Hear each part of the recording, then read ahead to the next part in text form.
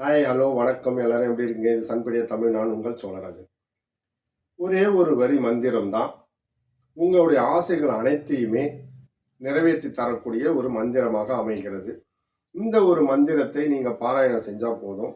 உங்களுடைய ஆசைகள், லட்சியங்கள், கனவுகள் எல்லாத்தையுமே நிறைவேற்றிவிடும். அது மட்டுமல்ல, நீங்க விரும்பிய நபர்களை உங்களிடம் கொண்டு வந்து சேர்க்கும். இப்படி பலதரப்பட்ட விஷயங்களுக்கும் இந்த ஒரு மந்திரமானது சிறப்பான ஒரு பலனை தருகிற மந்திரமானது மருந்தாக உங்களுக்கு பயன்படுகிறது. அப்படிப்பட்ட அற்புதமான மந்திரம் என்னது? அந்த மந்திரம் எந்த ஒரு தெய்வத்தோடது அப்படின்றதுதான் நாம இந்த பதிவுல பார்க்க போறோம். பதிவை முழுசா பாருங்க, பயன்பெறுங்க. பொதுவாகவே நம்மளோட வாழ்க்கையில எல்லாருக்குமே தேவைகள் என்பதும் ஆசைகள் என்பதும் அதிகமாக இருக்கும். இந்த உலகத்துல ஆசை இல்லாத மனிதர்கள் யாரும் கிடையாது இல்லையா?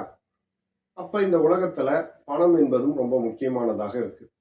நம்முடைய ஆசைகளை நிறைவேற்றிக் கொள்வதற்கும், நாம் செல்வந்தர்களாக வாழ்வதற்கும், நம்முடைய லட்சியங்களை அடைவதற்கும், நம்முடைய இலக்குகளை நம்ம துல்லியமாக சிதறாமல் நம்மளை அந்த இலக்கை சென்று அடைவதற்கும் பலதரப்பட்ட முயற்சிகளை நம்ம மேற்கொள்றோம். அப்படி பலதரப்பட்ட முயற்சிகள்ல தெய்வ நம்பிக்கையும் ஒண்ணு, இறை பிரார்த்தனை, மந்திர உபாசனைகள், நேர்மறை வாக்கியங்கள், இதை நம்ம மீண்டும் உச்சரிப்பதன் காரணமாக பல விஷயங்களை நம்ம சாதிக்க முடியும். இப்போ நம்ம சொல்ல போகிற இந்த விஷயமும் ஒரு லா ஆஃப் அட்ராக்ஷன் மெத்தட் தான். ஈர்ப்பு விதியை பயன்படுத்துகிற ஒரு முறை தான். ஈர்ப்பு விதைன்னு சொன்னா வெறுமனே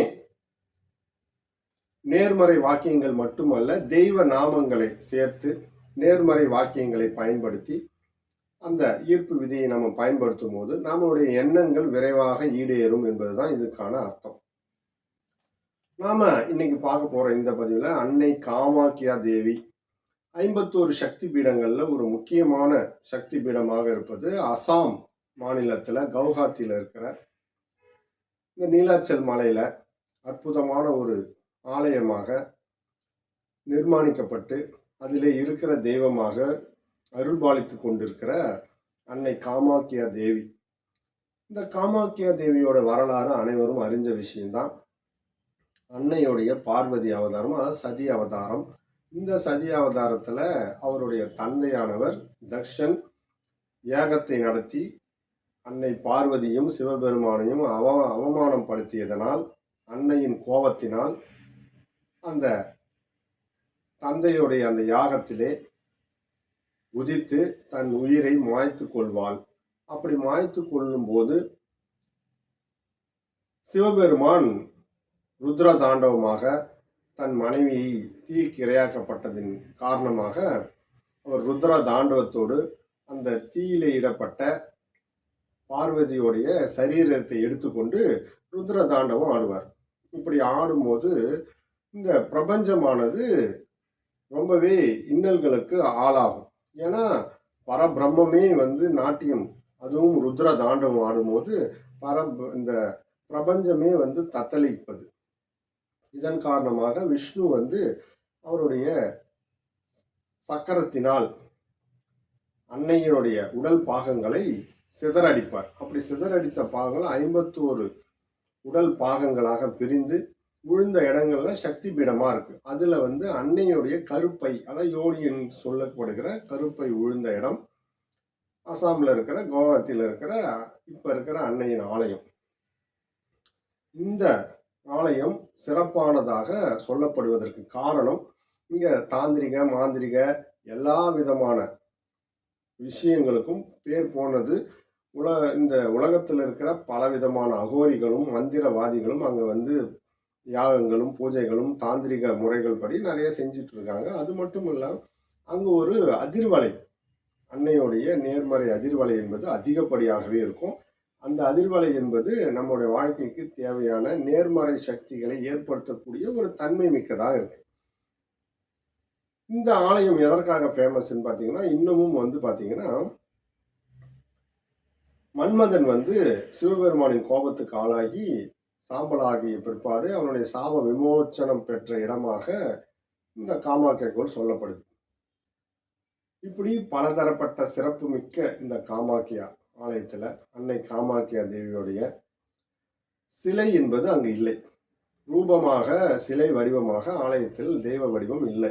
ஆனால் அதற்கு பதிலாக இயற்கையாக அமைந்த பாறை இடுக்கு, அது யோனி வடிவத்தில் இருப்பதும், அந்த இடுக்கிலிருந்து தொடர்ச்சியாக நீர் நீர் ஓட்டம் என்பது இருந்து கொண்டே இருக்கும். இது ஆண்டுக்கு 3 நாட்கள், அதாவது ஜூன் மாதத்தில் வருகிற இந்த ஆண்டுக்கு அம்புபாச்சி மேளா அப்படின்னு ஒரு திருவிழாவை நடத்துறாங்க. இப்ப ஜூன் மாசத்துல அது நடக்கும். அந்த ஜூன் மாசத்துல ஒரு 3 நாட்கள் அன்னையுடைய மாத விளக்காக கருதப்படுது. அந்த 3 நாட்கள் ஆலயத்தை மூடிட்டு 4வது நாள் ஆலயத்தை திறக்கும் போது அவ்வளோ பக்தர்கள், லட்சக்கணக்கான பக்தர்கள் அந்த பூஜையில கலந்துப்பாங்க. அந்த 3 நாட்களும் பொதுவாக அன்னையுடைய உயிரம் போக்கு இருக்கும் என்பது போலவே பிரம்மபுத்திராவோட அந்த ஆத்துல பார்த்தீங்கன்னா சிவப்பு நிறமாக நீர் ஓட்டம் இருக்கும். இது எல்லாமே அன்னைக்கு மாத விளக்கு ஆண்டுக்கு 3 நாட்கள் அப்படி என்பதை ஐதீகமாக சொல்லப்படுகிற ஒரு விஷயத்திற்கான எடுத்துக்காட்டா இருக்கு. இப்படி நிறைய அமானுஷ்யங்களும் அதிசயங்களும் நிறைந்த ஆலயமாக இந்த காமாக்கியா கோயில் இருக்கு. அது மட்டும் இல்லை, இந்த அன்னையுடைய மந்திரமானது அதிசக்தி வாய்ந்ததாக இருக்கு. பலவிதமான நல்ல முறைகளுக்கான வசிய முறைகளுக்கும் பிறர் மனதை கவர்ந்து இழுப்பதற்கு இந்த மந்திரங்களை பயன்படுத்தலாம். பலவிதமான நல்ல காரியங்களுக்கு, நம்முடைய செல்வ செழிப்புக்கு, வாழ்க்கை முன்னேற்றத்துக்கு, இப்படி பலதரப்பட்ட விஷயங்களுக்கும் அந்த அன்னையுடைய மந்திரத்தை பயன்படுத்தி நாம நம்முடைய இலக்குகளை பெறுவதற்கு பயன்படுத்திக்கலாம். இப்ப நாம இந்த மந்திரத்தை எப்படி பாராயணம் பண்ணணும், அன்னையோட இந்த மந்திரத்தை எப்ப பாராயணம் பண்ணணும், எதற்கெல்லாம் பாராயணம் பண்ணலாம் நம்ம பார்க்கலாம். பொதுவா அன்னை காமாக்கியோட மந்திரமானது ரொம்பவே அதிர்வலைகள் அதிகமாக தாங்கக்கூடிய ஒரு மந்திரமா இருக்கு. பொதுவாகவே ருத்ர தெய்வங்களோட மந்திரங்களானது அதிசக்தி வாய்ந்ததாக இருக்கும். அன்னையோட இந்த மந்திரத்தை தினமும் காலை 4 மணிலேருந்து 6 மணிக்குள்ளாக இருக்கிற பிரம்ம முகூர்த்த வேலையில பாராயணம் செய்யலாம். அடுத்தது மாலை 6 மணி முதல் 7 மணி வரை உள்ள சந்தியா காலை நேரத்துல பாராயணம் செய்யலாம். அடுத்தது இரவு 9 மணிக்கு மேலாக நள்ளிரவு 1 மணி வரை அன்னையோட இந்த மந்திரத்தை பாராயணம் செய்யலாம். இந்த நேரங்களில் உங்களுக்கு எந்த நேரம் சரியாக உங்களுக்கு அமைகிறதோ அந்த நேரத்தை தொடர்ந்து அதே நேரத்தில் பாராயணம் செய்யணும். அன்னையோட இந்த மந்திரத்தை பாராயணம் பண்ண ஆரம்பிக்கும் போது அமாவாசை திதியாகவோ அல்லது பௌர்ணமி திதியாகவோ இருப்பது ரொம்பவே சிறப்பு வாய்ந்தது. அடுத்தது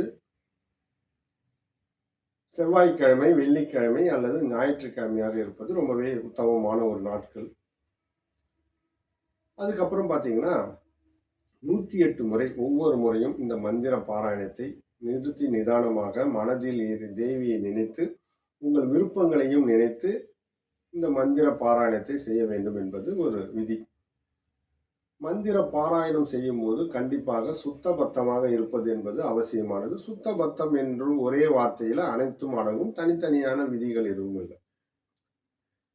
திருமணம் ஆனவர்களும் சுத்தமாக இருக்க வேண்டும், ஆவாதர்களும் சுத்தமாக இருக்க வேண்டும் அப்படி என்பதுதான் இதுக்கான பொருள். இப்ப பாத்தீங்கன்னா உங்களுக்கு ஒரு வாழ்க்கை துணை அமையணுமா, நீங்க விரும்பிய நபரை நீங்கள் ஈர்க்கணுமா, விரும்பிய தொழிலில் சேரணுமா, விரும்பிய தொழிலை நீங்கள் ஏற்கணுமா, விரும்பிய தொகை உங்களுக்கு வரணுமா, விரும்பிய வேலை கிடைக்கணுமா, விரும்பிய பதவியை நீங்க பெறணுமா, இப்படி பலதரப்பட்ட விஷயங்களுக்கும் இந்த மந்திரத்தை நீங்க பயன்படுத்தலாம். இந்த மந்திரத்தில் இந்த நபர்களுக்குரிய பெயர் நம்ம சேர்ப்போம். அந்த பெயர் வேணும், நபர்களை ஈர்க்கணும்னா அந்த பெயரை சொல்லுங்க. நபர்களை ஈர்க்க வேணாம், உங்களுக்கு ஒரு செயலை செய்யணும், ஒரு விஷயத்தை நடத்தணும்னா அந்த விஷயத்தை அதில் எழுதணும். அவ்வளோதான் விஷயம். இப்போ நான் அந்த மந்திரத்தை சொல்றேன். இந்த நேரங்கள், இந்த நாழிகைகள், இந்த திதிகளில் இந்த மந்திரத்தை நீங்கள் பாராயணம் பண்ண ஆரம்பிக்கலாம். தொடர்ந்து நீங்கள் 108 நாட்கள் அல்லது 27 நாட்கள் உங்களுக்கு சௌகரியமான எண்ணிக்கையில் நீங்கள் பண்ணலாம். ஆனால் நம்பிக்கையோடு பண்ணும்போது எவ்வளோ விரைவாக, எவ்வளோ நீங்கள் நம்பிக்கையோடையும் பக்தியோடும் பண்ணுறீங்களோ அவ்வளோ விரைவாக அந்த விஷயங்கள், உங்கள் காரியங்கள், அந்த எண்ணங்கள் ஈடேறும். இதற்கு ஒரு அன்னையோடைய மந்திரம் ஒன்றாகவும் அடுத்தது அன்னையின் மூல மந்திரம் ஒன்றாகவும் இருக்கு. முதல்ல அன்னையோட மூல மந்திரத்தை சொல்லி அன்னையோடைய மூல சக்தியை உயர்த்த இந்த பீஜ மந்திரத்தை பயன்படுத்தணும். அதுக்கப்புறமா தான் சாதாரணமாக நம்மளுடைய விருப்பத்துக்கு ஏற்ப உள்ள அந்த மந்திரத்தை நம்ம சொல்லணும். ஸோ முதல்ல அன்னையுடைய இந்த பீஜ மந்திரத்தை, அன்னையுடைய அந்த மூல சக்தியை அதிகப்படுத்தி, பிற்பாடு நம்முடைய விருப்பத்துக்கு ஏற்ற அந்த மந்திரத்தை, நம்ம சொல்ல போகிற மந்திரத்தை நீங்கள் சொல்லலாம். இப்போ பார்த்தீங்கன்னா, நம்ம சொல்ல போகிற இந்த மூல மந்திரம்